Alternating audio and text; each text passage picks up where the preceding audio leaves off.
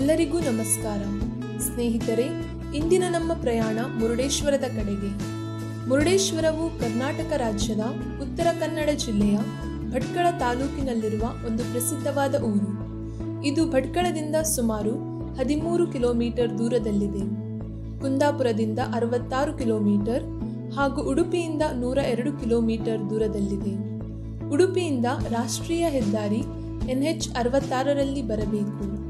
Route map ಅನ್ನು description ಬಾಕ್ಸ್ನಲ್ಲಿ ನೀಡಲಾಗಿದೆ.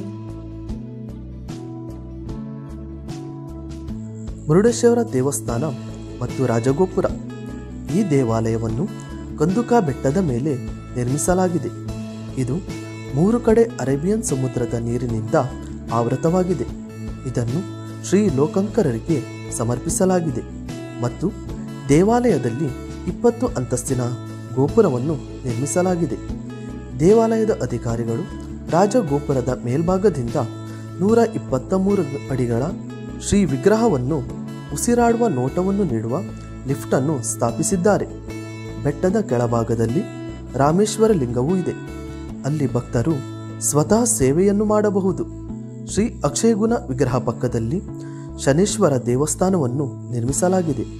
ಕಾಂಕ್ರೀಟ್ನಲ್ಲಿರುವ 2 ಜೀವಗಾತ್ರದ ಆನೆಗಳು ಅದಕ್ಕೆ ಕಾರಣವಾಗುವ ಹಂತಗಳಲ್ಲಿ ಕಾವಲು ಕಾಯುತ್ತವೆ. 237 ಅಡಿ ಎತ್ತರದ ರಾಜಗೋಪುರ ಸೇರಿದಂತೆ ಇಡೀ ದೇವಾಲಯ ಮತ್ತು ದೇವಾಲಯದ ಸಂಕೀರ್ಣವನ್ನು ಈಗಿನ ರೂಪಕ್ಕೆ ಉದ್ಯಮಿ ಮತ್ತು ಲೋಕೋಪಕಾರಿ RN ಶೆಟ್ಟಿ ಅವರು ನಿರ್ಮಿಸಿದ್ದಾರೆ. ಅವರು ಮುರುಡೇಶ್ವರ ಮೂಲದವರು ಮತ್ತು ಅವರ ಪೂರ್ವಜರು ದೇವಾಲಯದಲ್ಲಿ ಸೇವೆ ಸಲ್ಲಿಸಿದ್ದಾರೆ.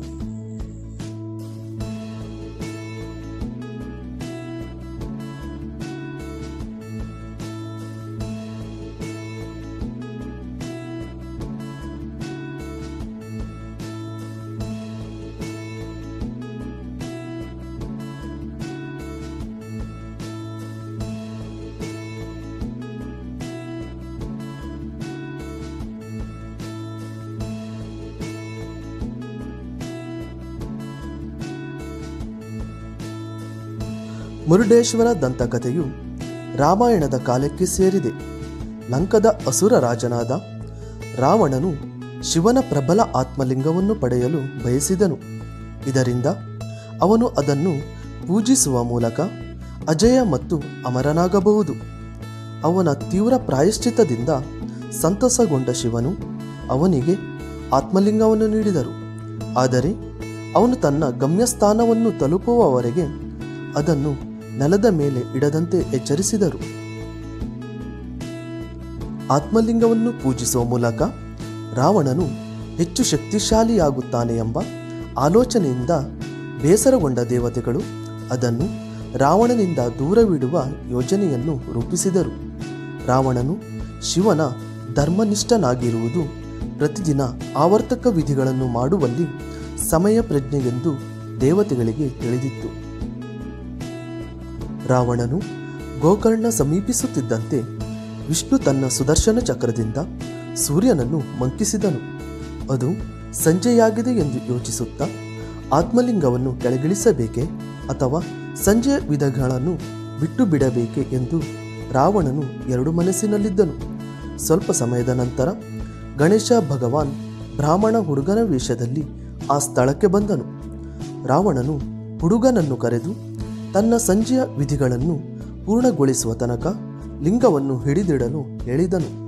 ಹುಡುಗ ತನ್ನ ಹೆಸರನ್ನು 3 ಬಾರಿ ಕರೆಯುವ ಮೊದಲು ರಾವಣನು ಹಿಂತಿರುಗದಿದ್ದರೆ ಅವನು ಲಿಂಗವನ್ನು ಕೆಳಗಿಳಿಸುತ್ತಾನೆ ಎಂಬ ಷರತ್ತನ್ನು ಹುಡುಗ ಒಪ್ಪಿಕೊಂಡನು ಹಾಗೂ ರಾವಣನು ಒಪ್ಪಿಕೊಂಡನು ಮತ್ತು ಅವನ ಆಚರಣೆಗಳನ್ನು ಪೂರೈಸಲು ಹೊರಟನು. ಆದರೆ ಆ ಹೊತ್ತಿಗೆ ಆ ಹುಡುಗನು ತನ್ನ ಹೆಸರನ್ನು 3 ಬಾರಿ ಕರೆದು ಆತ್ಮಲಿಂಗವನ್ನು ಭೂಮಿಯ ಮೇಲೆ ಇರಿಸಿದನು ಮತ್ತು ಅದು ಭೂಮಿಯಲ್ಲಿಯೇ ದೃಢವಾಗಿ ಸ್ಥಾಪನೆಯಾಯಿತು. ವಿಷ್ಣು ತನ್ನ ಸುದರ್ಶನ ಚಕ್ರವನ್ನು ಹಿಂತೆಗೆದುಕೊಂಡಾಗ ರಾವಣನು ಪ್ರಕಾಶಮಾನವಾದ ಸೂರ್ಯನ ಬೆಳಕನ್ನು ನೋಡಿದನು ಮತ್ತು ಅವನು ದೇವತೆಗಳಿಂದ ಮೋಸಗೊಂಡಿದ್ದಾನೆಂದು ಅರ್ಥ ಮಾಡಿಕೊಂಡನು ಮತ್ತು ಕೋಪಗೊಂಡನು. ಅವನು ಲಿಂಗದ ಬಳಿಗೆ ಬಂದು ತನ್ನೆಲ್ಲ ಶಕ್ತಿಯಿಂದ ಅದನ್ನು ಕಿತ್ತು ಹಾಕಲು ಪ್ರಯತ್ನಿಸಿದನು. ಆದರೆ ವಿಗ್ರಹವು ಸ್ವಲ್ಪವೂ ಅಲುಗಾಡಲಿಲ್ಲ. ವಿಗ್ರಹದ ಆಕಾರವು ಈಗ ಹಸುವಿನ ಕಿವಿಯಂತೆ ಕಾಣುತ್ತಿತ್ತು. ಆದ್ದರಿಂದ ಈ ಸ್ಥಳವನ್ನು ಗೋಕರ್ಣ ಎಂದು ಕರೆಯಲಾಗುತ್ತಿದೆ. ಗೋ ಎಂದರೆ ಹಸು ಮತ್ತು ಕರ್ಣ ಎಂದರೆ ಸಂಸ್ಕೃತದಲ್ಲಿ ಕಿವಿ ಎಂದರ್ಥ. ಬಿದ್ದ ರಾವಣನು ತೀವ್ರವಾಗಿ ಅಸಮಾಧಾನಗೊಂಡು ಕೋಪದಿಂದ ಅವನು ಲಿಂಗವನ್ನು ಆವರಿಸಿರುವ ಒಂದು ಪ್ರಕರಣವನ್ನು 23 ಮೈಲಿ ದೂರದಲ್ಲಿ ಸಜ್ಜೇಶ್ವರಕ್ಕೆ ಎಸೆದನು. ಆದರೆ ಅವನು ಪ್ರಕರಣದ ಮುಚ್ಚಳವನ್ನು 10 ರಿಂದ 12 ಕಿಲೋಮೀಟರ್ ದೂರದ ಗುಣವಂತೇಶ್ವರ ಮತ್ತು ಧಾರೇಶ್ವರಕ್ಕೆ ಎಸೆದನು. ಆತ್ಮಲಿಂಗವನ್ನು ಆವರಿಸಿದ ಬಟ್ಟೆಯ ತುಂಡನ್ನು ಬೃಹದೇಶ್ವರಕ್ಕೆ ಎಸೆಯಲಾಯಿತು.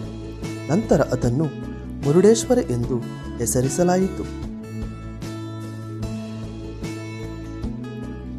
ಶಿವನು ಗಾಳಿ ದೇವರು ವಾಯು ಅವರಿಂದ ಎಲ್ಲವನ್ನೂ ತಿಳಿದುಕೊಂಡು ಅವರು ಪಾರ್ವತಿ ಮತ್ತು ಗಣೇಶರೊಂದಿಗೆ ಭೂಮಿಗೆ ಬಂದು ಈ 5 ಸ್ಥಳಗಳಿಗೆ ಭೇಟಿ ನೀಡಿ ಲಿಂಗವನ್ನು ಪೂಜಿಸಿದರು.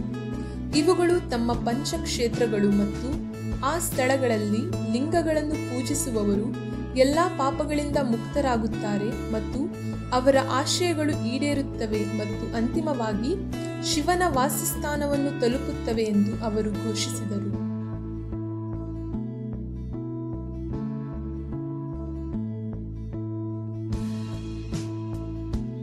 ಮುರುಡೇಶ್ವರ ಭಾರತದ ಕರ್ನಾಟಕ ರಾಜ್ಯದ ಉತ್ತರ ಕನ್ನಡ ಜಿಲ್ಲೆಯ ಭಟ್ಕಲ್ ತಾಲೂಕಿನ ಒಂದು ಪಟ್ಟಣ. ಈ ಪಟ್ಟಣವು ಭಟ್ಕಲ್ ತಾಲೂಕು ಕೇಂದ್ರ ಕಚೇರಿಯಿಂದ 13 ಕಿಲೋಮೀಟರ್ ದೂರದಲ್ಲಿದೆ. ಮುರುಡೇಶ್ವರ ವಿಶ್ವದ 2ನೇ ಅತಿ ಎತ್ತರದ ಶಿವನ ಪ್ರತಿಮೆಗೆ ಹೆಸರುವಾಸಿಯಾಗಿದೆ. ಈ ಪಟ್ಟಣವು ಅರೇಬಿಯನ್ ಸಮುದ್ರದ ತೀರದಲ್ಲಿದೆ ಮತ್ತು ಮುರುಡೇಶ್ವರ ದೇವಸ್ಥಾನಕ್ಕೂ ಪ್ರಸಿದ್ಧವಾಗಿದೆ. ಉದ್ಯಾನವನದ ಪಕ್ಕದಲ್ಲಿ ಸೂರ್ಯ ರಥದ ಪ್ರತಿಮೆಗಳು, ಕೊಳಗಳು, ಅರ್ಜುನನು ಭಗವಾನ್ ಕೃಷ್ಣನಿಂದ ಗೀತೋಪದೇಶವನ್ನು ಪಡೆಯುವುದನ್ನು ಚಿತ್ರಿಸುವ ಪ್ರತಿಮೆಗಳು, ರಾವಣನು ಗಣೇಶನಿಂದ ಮೋಸ ಹೋಗಿದ್ದು ಭಗೀರಥನಾಗಿ ಶಿವನ ಅಭಿವ್ಯಕ್ತಿ, ಗಂಗಾ ಇಳಿಯುವುದು, ಬೆಟ್ಟದ ಸುತ್ತಲೂ ಕೆತ್ತಲಾಗಿದೆ. ಗರ್ಭಗೃಹವನ್ನು ಹೊರತುಪಡಿಸಿ ಈ ದೇವಾಲಯವನ್ನು ಸಂಪೂರ್ಣವಾಗಿ ಆಧುನೀಕರಿಸಲಾಗಿದೆ. ಅದು ಇನ್ನೂ ಕತ್ತಲೆಯಾಗಿದೆ ಮತ್ತು ಅದರ ಹಿಡಿತವನ್ನು ಉಳಿಸಿಕೊಂಡಿದೆ. ಮುಖ್ಯ ದೇವತೆ ಶ್ರೀ ಮೃದೇಶಲಿಂಗವನ್ನು ಮುರುಡೇಶ್ವರ ಎಂದು ಕರೆಯುತ್ತಾರೆ. ಲಿಂಗವು ಮೂಲ ಆತ್ಮಗಳಿಂದ ತುಣುಕು ಎಂದು ನಂಬಲಾಗಿದೆ ಮತ್ತು ಇದು ನೆಲಮಟ್ಟಕ್ಕಿಂತ 2 ಅಡಿಗಿಂತ ಕೆಳಗಿರುತ್ತದೆ. ಅಭಿಷೇಕ, ರುದ್ರಾಭಿಷೇಕ, ರಥೋತ್ಸವ ಮುಂತಾದ ವಿಶೇಷ ಸೇವಾ ಕಾರ್ಯಗಳನ್ನು ನಿರ್ವಹಿಸುವ ಭಕ್ತರು ಗರ್ಭಗೃಹದ ಹೊಸ್ತಿಲಿನ ಮುಂದೆ ನಿಂತು ವೀಕ್ಷಿಸಬಹುದು ಮತ್ತು ಪುರೋಹಿತರು ಹತ್ತಿರ ಇಟ್ಟುಕೊಂಡಿರುವ ತೈಲ ದೀಪಗಳಿಂದ ಲಿಂಗವನ್ನು ಬೆಳಗಿಸಲಾಗುತ್ತದೆ. ಲಿಂಗವು ಮೂಲಭೂತವಾಗಿ ನೆಲದ ಟೊಳ್ಳಾದ ಸ್ಥಳದೊಳಗೆ ಒರಟು ಬಂಡೆಯಾಗಿದೆ. ಎಲ್ಲ ಭಕ್ತರಿಗೆ ಗರ್ಭಗುಡಿಗೆ ಪ್ರವೇಶಿಸುವುದನ್ನು ನಿಷೇಧಿಸಲಾಗಿದೆ.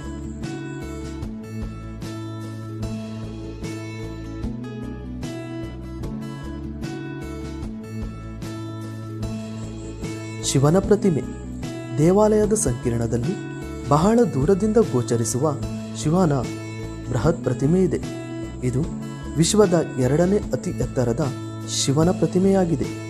ಕೈಲಾಶನಾಥ್ ಮಹಾದೇವ್ ಪ್ರತಿಮೆ ಎಂದು ಕರೆಯಲ್ಪಡುವ ನೇಪಾಳದಲ್ಲಿ ಅತಿ ಎತ್ತರದ ಶಿವನ ಪ್ರತಿಮೆ ಇದೆ. ಈ ಪ್ರತಿಮೆಯು 123 ಅಡಿ ಅಂದರೆ 37 ಮೀಟರ್ ಎತ್ತರವಿದೆ ಮತ್ತು ಇದನ್ನು ನಿರ್ಮಿಸಲು ಸುಮಾರು 2 ವರ್ಷಗಳನ್ನು ತೆಗೆದುಕೊಂಡಿತು. ಈ ಪ್ರತಿಮೆಯನ್ನು ಶಿವಮೊಗ್ಗದ ಕಾಶಿನಾಥ್ ಮತ್ತು ಇತರ ಹಲವಾರು ಶಿಲ್ಪಿಗಳು ನಿರ್ಮಿಸಿದ್ದಾರೆ. ಇದನ್ನು ಹಣಕಾಸು ಮತ್ತು ಲೋಕೋಪಕಾರಿ ಡಾಕ್ಟರ್ RN ಶೆಟ್ಟಿಯವರು ಅಂದಾಜು 50 ಮಿಲಿಯನ್ ರುಗಳಿಗೆ ವಿಗ್ರಹವನ್ನು ವಿನ್ಯಾಸಗೊಳಿಸಲಾಗಿದೆ. ಅದು ಸೂರ್ಯನ ಬೆಳಕನ್ನು ನೇರವಾಗಿ ಪಡೆಯುತ್ತದೆ. ಆದ್ದರಿಂದ ಈ ವಿಗ್ರಹವನ್ನು ಹೊಳೆಯುವಂತೆ ಕಾಣುತ್ತದೆ.